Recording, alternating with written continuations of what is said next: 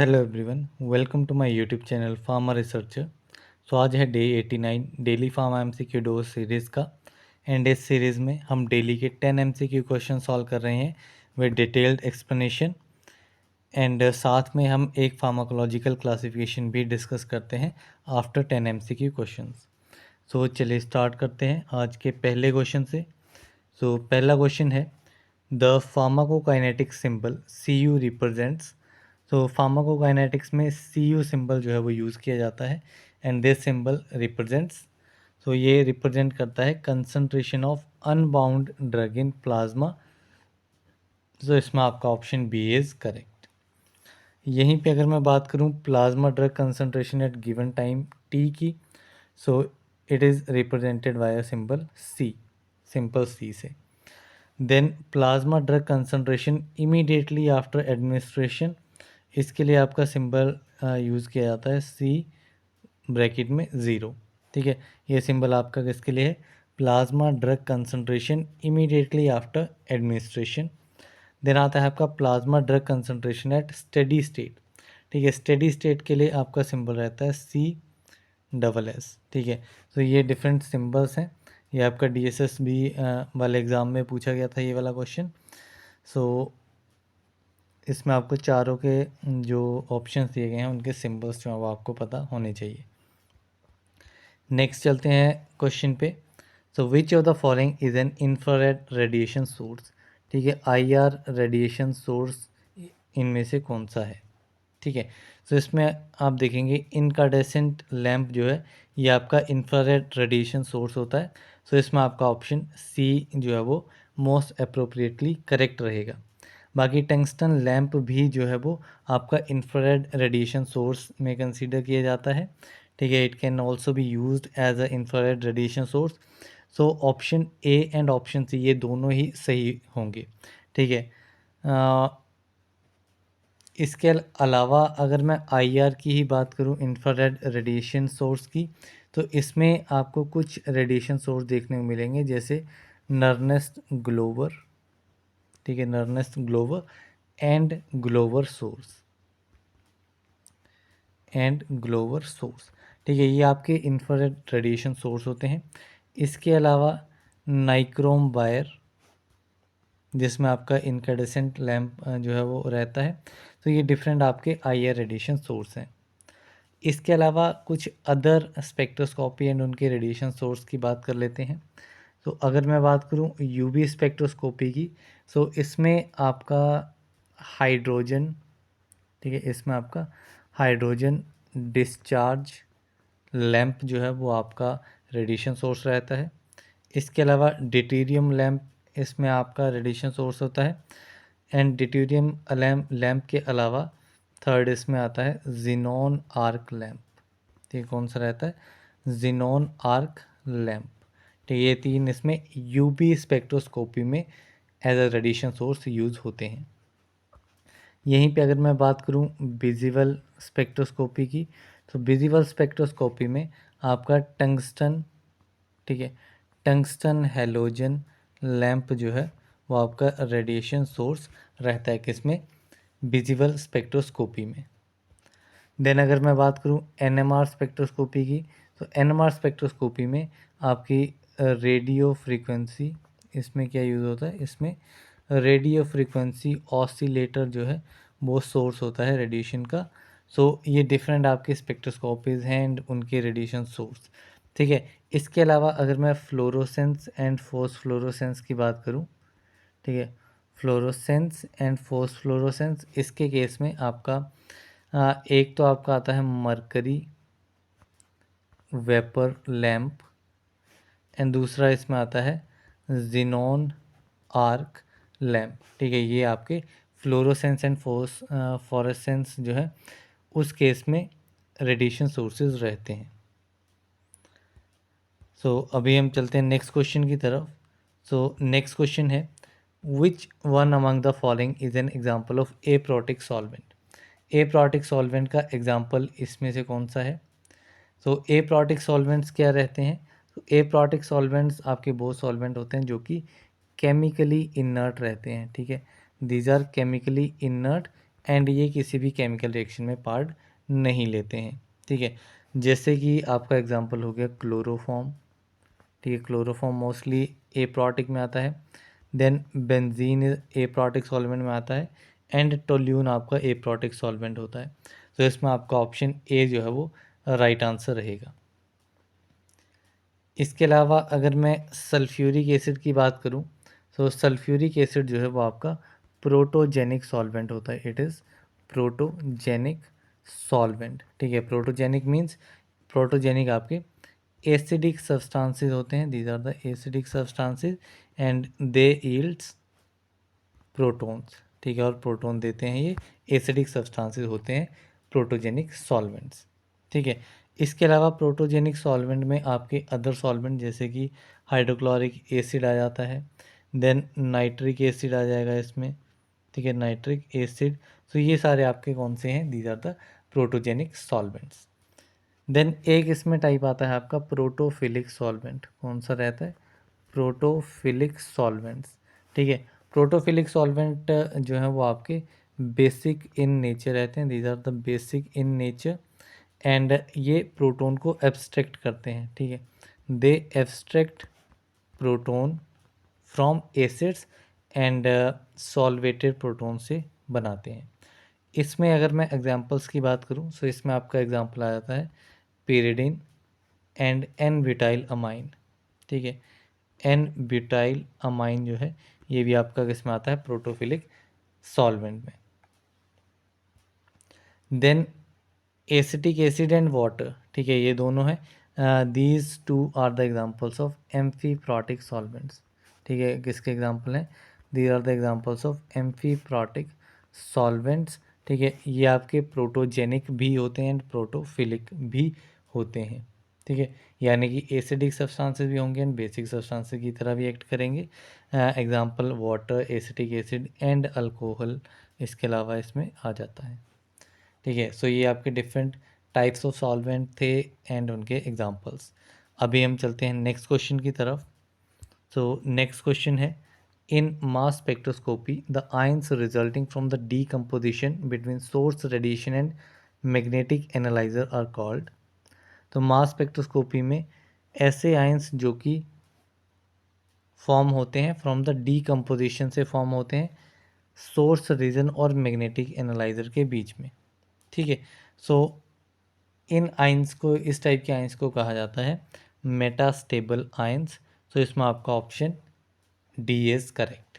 यहीं पे अगर मैं नेगेटिव आयंस की बात करूं, सो नेगेटिव चार्ज आयंस जो प्रोड्यूस होते हैं वो आपके नेगेटिवली चार्ज आयंस में आ जाते हैं।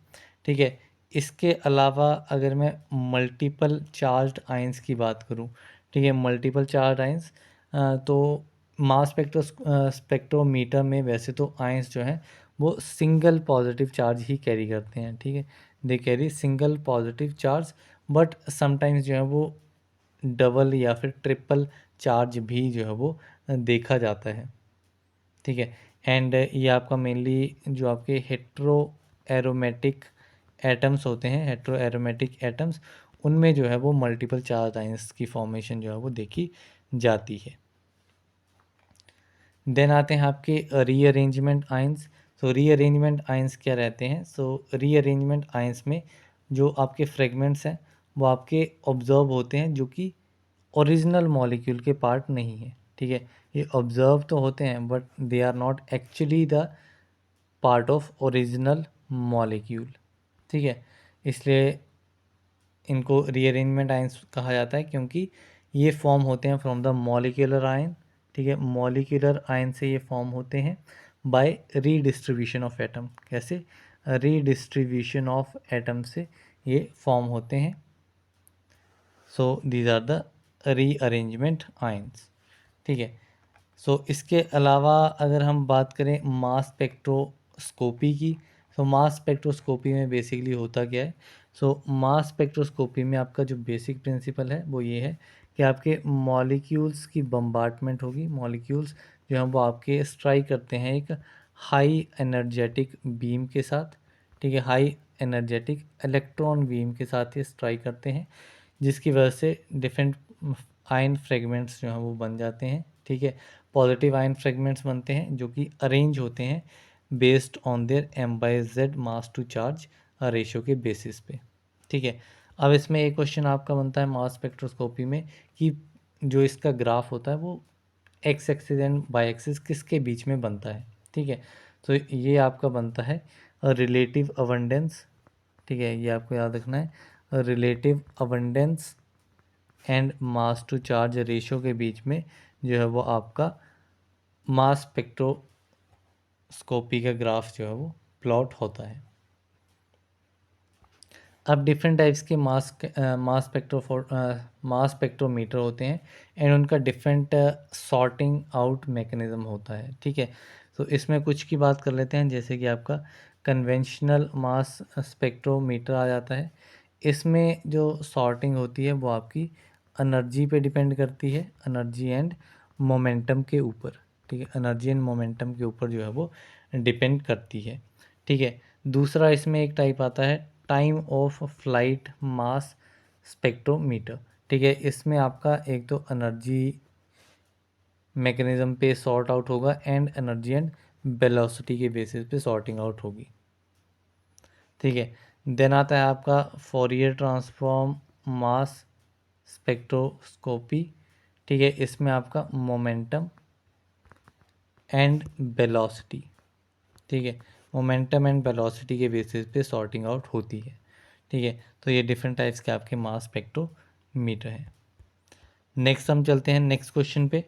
सो mouse anti alopecia factor is also known as, so mouse anti alopecia factor को और क्या किस नाम से जाना जाता है? So it is also known as inositol. सो इसमें आपका option D will be the correct answer. ठीक है, इसके अगर मैं स्ट्रक्चर की बात करूं तो इसमें आपका सिंपल साइक्लोहेक्सेन रिंग देखने को मिलेगी एंड हर एक पोजीशन पे जो है वो OH ग्रुप जो है वो यहाँ पे अटैच्ड आपको देखने को मिलेगा। ठीक है, तो ये आपका बनेगा कौन सा compound? This will become inositol. ठीक है, इसके अलावा आइनोसिटोल या माउस एंटी एलोपेसिया फैक्टर, इसके डिफरेंट अदर नाम्स भी हैं। ठीक है, जैसे कि साइक्लोहेक्सेन हेक्सोल। ठीक है, साइक्लोहेक्सेन हेक्सोल इस नाम से भी इसको जाना जाता है। न्यूसाइट नाम से इसको जाना जाता है, न्यूसाइट। देन फेजियो फेजियोमेनाइट। ठीक है, फेजियोमेनाइट नाम भी इसका रहता है। देन फेजियोमेनिटोल। ठीक है, फेजियोमेनिटोल। ठीक है, ये नाम इसका रहता है। Then skylight. ठीक है, स्काईलाइट। ठीक है, this is the another name and एक इम्पॉर्टेंट नाम आप याद रख सकते हैं, विटामिन B8। ठीक है, विटामिन B8 कौन सा होता है? Mouse anti alopecia factor. तो अभी हम चलते हैं नेक्स्ट क्वेश्चन की तरफ। तो नेक्स्ट क्वेश्चन है which among the following is an amide containing amino group. ठीक है, अमाइड कंटेनिंग अमाइनो ग्रुप कौन सा रहता है? तो अमाइड कंटेनिंग अमाइनो एसिड जो है वो आपका रहता है एस्पेराजिनेज। ठीक है, एस्पेराजिन। सो इसमें आपका ऑप्शन डी जो है वो करेक्ट आंसर रहेगा। अब इसमें अदर की बात करूँ सो इसमें आपका एक एस्पार्टिक एसिड आता है, एस्पार्टिक एसिड। ठीक है, सो ये एक बेसिकली एसिडिक अमाइनो एसिड होता है एंड इसका अमाइड आपका होता है एस्पेराजिन। ठीक है, दूसरा आपका आता है ग्लूटामिक एसिड। ठीक है, ग्लूटामिक एसिड, ये भी आपका एसिडिक अमाइनो एसिड है एंड इसका अमाइड आपका रहता है ग्लूटामिन। ठीक है, देन इसके अलावा सिस्टीन की अगर मैं बात करूँ, सिस्टीन काफ़ी इंपॉर्टेंट है। ठीक है, अगर क्वेश्चन पूछा जाता है कि सल्फ़र कंटेनिंग अमाइनो एसिड कौन सा है? ठीक है, सल्फ़र कंटेनिंग अमाइनो एसिड, तो वो आपका रहता है cysteine. As well as methionine जो है, methionine is also sulphur containing amino acids. इसके अलावा कुछ कैटेगरीज अमाइनो एसिड में और आती हैं, जैसे कि आपका amino acids with aromatic ring. ठीक है, एरोमेटिक अमाइनो एसिड्स आप बोल सकते हैं। ठीक है, इसमें आपके कौन कौन से एग्जांपल्स रहते हैं? इसमें फिनाइल एलेनिन रहेगा आपका, देन टायरोसिन रहेगा इसी में, देन टायरोसिन के बाद में tryptophan. Tyrosine and then tryptophan. ठीक है, ये 3 अमाइनो एसिड जो हैं वो आपके एरोमेटिक अमाइनो एसिड हैं, aromatic ring containing amino acids. एक इम्पॉर्टेंट आपका अमाइनो एसिड होता है जिसको इमीनो एसिड कहा जाता है। ठीक है, ये आपका होता है इमीनो एसिड। ठीक है, इमीनो एसिड जो है इसमें कौन सा अमाइनो एसिड आता है, इसमें आपका आता है प्रोलिन। ठीक है, proline is a imino acids. Then एक कैटेगरी आपकी आती है बेसिक अमाइनो एसिड्स। ठीक है, बेसिक अमाइनो एसिड में कौन सा रहता है, तो बेसिक में आपका अर्जिनिन आ जाएगा। ठीक है, लाइसिन आ जाएगा एंड हिस्टिडीन आ जाएगा। ठीक है, सो ये डिफरेंट आपके बेसिक अमाइनो एसिड्स रहते हैं। सो अभी हम मूव करते हैं नेक्स्ट क्वेश्चन की तरफ। नेक्स्ट क्वेश्चन है chloroxylenol as a dash type of disinfectant. Chloroxylenol किस टाइप का डिसइंफेक्टेंट है, so it is a type of phenolic disinfectant. So इसमें आपका ऑप्शन डी जो है वो करेक्ट आंसर है। ठीक है, सो जो आपके डिसइंफेक्टेंट एंड एंटीसेप्टिक्स जो रहते हैं, ठीक है, उनकी डिफरेंट क्लासेस में डिफरेंट डिफरेंट ड्रग्स जो हैं वो आते हैं। ठीक है, इन्हीं को एक बार देख लेते हैं। तो इसमें एक आपकी क्लास आती है फिनोलिक क्लास, जिसमें आपका फिनोल आ जाएगा। ठीक है, फिनोल आ जाएगा, क्रिसोल आ जाएगा, देन क्लोरोजाइलिनोल आ जाएगा। ठीक है, क्लोरोजाइलिनोल आ जाएगा, हेक्साइल रिसोर्सिनोल आ जाएगा। कौन सा, हेक्साइल रिसोर्सिनोल आ जाएगा। ठीक है, एंड हेक्सा क्लोरोफीन आ जाएगा। ठीक है, हेक्सा क्लोरोफीन। ठीक है, ये आपके फिनोलिक डिसइंफेक्टेंट में आएंगे।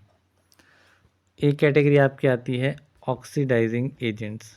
ठीक है, ऑक्सीडाइजिंग एजेंट्स में आपका पोटेशियम पर मैंगनेट आ जाएगा, देन हाइड्रोजन परऑक्साइड आ जाएगा, देन बेंजोइल परऑक्साइड आ जाएगा, देन बेंजोइल परऑक्साइड आ जाएगा। इसके अलावा कुछ हेलोजेंस भी आपके as an antiseptic and disinfectant की तरह यूज़ होते हैं, जैसे कि आपका हो गया आयोडीन, देन आयोडोफोर्स। आयोडोफोर्स के अलावा क्लोरीन इसमें आ जाएगा। ठीक है, क्लोरीन आ जाएगा, क्लोरोफोर्स आ जाएंगे। ठीक है, क्लोरोफोर्स इसमें रहेंगे। ठीक है, तो ये आपके हेलोजन टाइप के हो गए। देन आता है आपका बाइगुआनाइड्स। ठीक है, बाइगुआनाइड्स, इसमें क्या रहता है, इसमें आपका एक ड्रग रहेगा क्लोरोहेक्सिन। ठीक है, ये एक ड्रग जो है वो बाइगुआनाइड क्लास में रहता है। देन आते हैं आपके क्वाटरनरी अमोनियम कंपाउंड्स। ठीक है, कौन से, क्वाटरनरी अमोनियम कैटाइनिक डिसइंफेक्टेंट्स। ठीक है, इसमें आपका सेट्रीमाइड आ जाता है। ठीक है, इसमें सेट्रीमाइड आ जाता है, बेंज अल्कोनियम क्लोराइड आ जाएगा, बेंज अल्कोनियम क्लोराइड इसमें रहेगा। ठीक है, इसके अलावा डिक्वालीनियम क्लोराइड इसमें रहता है। ठीक है, तो ये डिफरेंट ड्रग्स हैं। देन आते हैं आपके अल्कोहल्स। अल्कोहल्स भी इसमें यूज़ होते हैं। ठीक है, अल्कोहल्स में आपका इथेनॉल आ जाएगा। ठीक है, अल्कोहल्स में आपका इथेनॉल आ जाएगा एंड आइसो प्रोप्रेनोलोल आ जाएगा। ठीक है, ये ड्रग्स आपके अल्कोहल्स कैटेगरी में रहेंगे। देन एक कैटेगरी आपकी रहती है एसिड्स। ठीक है, एसिड्स में आपका बोरिक एसिड आपका रहेगा एंड एसिटिक एसिड इसमें रहेगा। ठीक है, तो ये डिफरेंट क्लासेस हैं आपकी एंटीसेप्टिक एंड डिसइंफेक्टेंट के ऊपर। अभी हम चलते हैं नेक्स्ट क्वेश्चन की तरफ। नेक्स्ट क्वेश्चन है इन fluid flow for a streamline flow the Reynolds number should be approximately. ठीक है, सो यहाँ पे पूछा गया है कि फ्लूइड फ्लो में स्ट्रीमलाइन फ्लो जो होता है उसके लिए रेनॉल्ड्स नंबर जो है वो उसकी कितनी रेंज जो है वो होनी चाहिए। ठीक है, सबसे पहले बात करें रेनॉल्ड्स नंबर की, तो रेनॉल्ड नंबर जो है वो आपका मेज़रमेंट, ठीक है, it is use for measurement and type of flow determination. ठीक है, इसके लिए आपका रेनॉल्ड्स नंबर जो है वो यूज़ किया जाता है। आइडियल वैल्यूज़ इसमें क्या रहती हैं? आइडियल वैल्यूज़ आपकी रहती है अगर 2000 से कम रहता है, ठीक है, if Reynolds number is less than 2000, तो उस केस में हम कहेंगे that it is following laminar, it is following laminar और बिस्कस और स्ट्रीम लाइन फ्लो। ठीक है, ये इसमें कैटेगरीज जो है वो रहती हैं। ठीक है, सो इसके अलावा अगर 2000 से लेकर के 4000 के बीच में हो then it will be a laminar और टर्बुलेंट। ठीक है, लेमिनार और टर्बुलेंट दो टर्म्स इसमें यूज़ होंगी। लेमिनार एंड टर्बुलेंट ये दोनों में से कोई भी फ्लो जो है वो हो सकता है। वहीं पे अगर 4000 से भी ऊपर हुई, ठीक है, तो उस केस में फ़्लो जो है वो आपका लेमिनार हो सकता है। ठीक है, सो इसमें आपका टर्बुलेंट फ़्लो जो है वो रहेगा अगर आपका रेनॉल्ड नंबर 4000 से ज़्यादा है। सो इस पर्टिकुलर केस में आपका 2000 है, सो 2000 के केस में आपका रेनॉल्ड नंबर जो है वो स्ट्रीमलाइन फ़्लो रहेगा। ठीक है, तो ये आपका 2000 के लिए रहेगा। सो इसमें आपका option B will be the correct answer. Next question है group transfer agents in enzymes are known as. So enzymes में ग्रुप ट्रांसफ़र एजेंट्स जो हैं वो कौन से होते हैं? So these are the coenzymes. So इसमें आपका option D is the correct answer. ठीक है, सो इसमें डिफरेंट डिफरेंट टर्म्स देख लेते हैं, जैसे कि आपका प्रोस्थेटिक ग्रुप हो गया।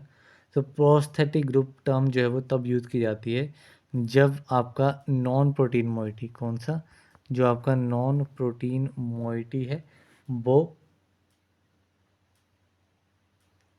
टाइटली या फिर कोवलेंटली जो है वो बॉन्डेड रहता है एपो एंजाइम के साथ में। ठीक है, किसके साथ में? एपो एंजाइम के साथ में। ठीक है, सब जो आपका हेलो एंजाइम रहता है, ठीक है, होलो एंजाइम, ठीक है, यहाँ पे आपका होलो एंजाइम है जो कि आपका एक्टिव एंजाइम रहता है, इट इज़ एक्टिव एंजाइम। ये आपका कन्वर्ट होगा एपो एंजाइम में, ठीक है, प्लस को एंजाइम में। ठीक है, को एंजाइम में जो आपका एपो एंजाइम है वो आपका प्रोटीन पार्ट है, जबकि को एंजाइम जो है वो आपका नॉन प्रोटीन पार्ट रहता है। ठीक है, तो ये डिफरेंट टर्म्स जो हैं वो इसमें यूज़ होती हैं। तो यहाँ पे हमने देखा क्वेश्चन का आंसर जो है वो रहेगा option number D, that is coenzymes और also known as group transfer agents in enzymes. अभी हम चलते हैं नेक्स्ट क्वेश्चन की तरफ। नेक्स्ट क्वेश्चन है warfarin sodium is dash made up of water, isopropyl alcohol and sodium warfarin. ठीक है, वारफ्रिन सॉल्यूशन जो है वो किससे बना होता है? सो इट इज़ बेसिकली एक क्लेथरेट जो कि water, isopropyl alcohol and sodium इन सारी चीज़ों से मिलकर के बना होता है। बात करूं क्लेथरेट की, तो क्लेथरेट जो है वो केज की फॉर्म में जो है वो फॉर्म होता है एंड वाइल जो कोऑर्डिनेटिंग कंपाउंड्स रहते हैं, कोऑर्डिनेटिंग कंपाउंड्स वो एंट्रैप हो जाते हैं। ठीक है, तो वारफ्रिन सॉल्यूशन एज पर यूएसपी के अकॉर्डिंगली, ठीक है, क्लेथरेट ऑफ वाटर, ठीक है, क्लेथरेट ऑफ, एक तो आ जाता है आपका वाटर, ठीक है, देन आइसोप्रोपाइल अल्कोहल, ठीक है, water, isopropyl alcohol and sodium warfarin basically जो है वो आपका इसमें यूज़ होता है in the form of crystalline powder. So इसमें आपका करेक्ट आंसर रहेगा ऑप्शन नंबर सी। तो यहाँ पे हमारे 10 क्वेश्चंस कंप्लीट होते हैं। अभी हम मूव करेंगे क्लासिफिकेशन पार्ट पे। सो आज की क्लासिफिकेशन जो इंक्लूड की गई है वो रहेगी आपकी thyroid hormones and thyroid inhibitors. ठीक है, अब थायराइड हार्मोन्स में कौन कौन सी चीज़ें आ जाती हैं? तो इसमें T4 थायरोक्सिन आ जाएगा एंड T3 ट्राईआइडोथायरोनिन। ठीक है, ये दो इसमें आपको हार्मोन्स देखने को मिलेंगे, थायराइड हार्मोन्स। ठीक है, इसके अलावा जो इसमें इन्हिबिटर्स दिए गए हैं, थायराइड इन्हिबिटर्स में डिफरेंट क्लासेस हैं। One is inhibit hormone synthesis को इनहिबिट करने वाले। देन आती है इनहिबिट आयोडाइड ट्रैपिंग को इनहिबिट करने वाले। तीसरी आती है इनहिबिट हार्मोन रिलीज को इनहिबिट करने वाले। एंड फोर्थ आपकी आती है डिस्ट्रॉय थायराइड टिश्यू। ठीक है, डिस्ट्रॉयड थायराइड टिश्यूज में ये रहता है। ठीक है, तो अभी वन बाय वन इनके ड्रग्स भी देख लेते हैं। तो सबसे पहले आपका आता है इट इनहिबिट्स हार्मोन सिंथेसिस। ठीक है, जो हार्मोन सिंथेसिस को इनहिबिट करेंगे उनको एंटी थायराइड ड्रग्स भी कहा जाएगा। ठीक है, इसमें आपका प्रोपाइल थायोयूरासिल, मेथिमाजोल, कार्बिमाजोल, सो ये डिफरेंट ड्रग्स जो हैं वो इसमें आपको देखने को मिलेंगे। देन दूसरी क्लास है इसमें इनहिबिट आयोडाइड ट्रैपिंग आयनिक इन्हिबिटर्स जिन्हें कहा जाता है। सो इसमें आपके थायोसाइनेट्स आ जाते हैं, परक्लोरेट्स आ जाते हैं एंड नाइट्रेट्स आ जाते हैं। ठीक है, ये डिफरेंट कंपाउंड्स जो हैं वो आपके ट्रैपिंग आयोडाइड की ट्रैपिंग को इनहिबिट करते हैं। ठीक है, देन नेक्स्ट क्लास है inhibit hormone release. Hormone release को इनहिबिट करने वाले आपके कौन से रहते हैं? It is iodine, iodides of sodium and potassium and organic iodide. ठीक है, आयोडाइड जो है वो आपका मेजर रिलीफ प्रोवाइड करता है फ्रॉम इनहिबिटिंग हार्मोन से। ठीक है, देन लास्ट क्लास इसमें आपकी रहती है destroy thyroid tissue. Thyroid tissue को डिस्ट्रॉय करता है जिसमें आपका रेडियो एक्टिव आयोडीन आ जाता है 131I, 125I एंड 123I। ठीक है, सो यहाँ पर आज के हमारे 10 MCQ questions plus 1 pharmacological classification भी डिस्कस होगी। सो अभी that's all for this video. मिलते हैं अगली वीडियो में, तब तक के लिए थैंक यू वेरी मच।